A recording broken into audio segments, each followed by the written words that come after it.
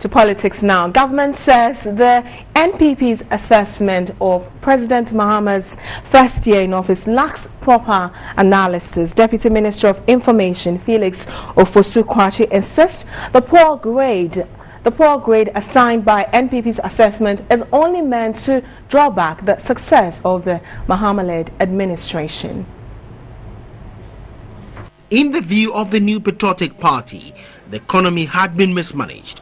The alleged corruption scandals and loss of hope by a majority of Ghanaians.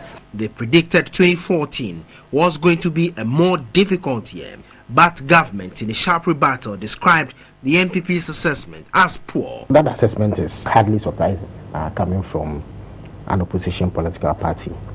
The difficulty with that assessment is that it fails to take into account significant progress that has been made in the year under review. Indeed, any objective analyst who comes to do an assessment of the performance of government over the year 2013 would appreciate these significant successes.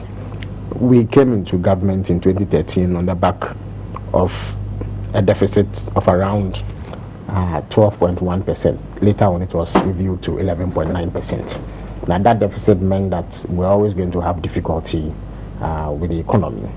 Even that deficit was incurred as a result of what the World Bank describes as an increase in the country's infrastructure development and pro-poor programs. Any government that spends significantly to improve a country's infrastructure and also adopts programs that are pro-poor cannot be said to be doing badly. Even in the face of this deficit, sector by sector, significant progress has been made. Deputy Information Minister Felix Ofosu-Kwakye says government, despite a challenging first year, is on course to ensure the lives of the ordinary Ghanaian was improved. He assessed the NPP analysis. The assessment they carried out is poor indeed.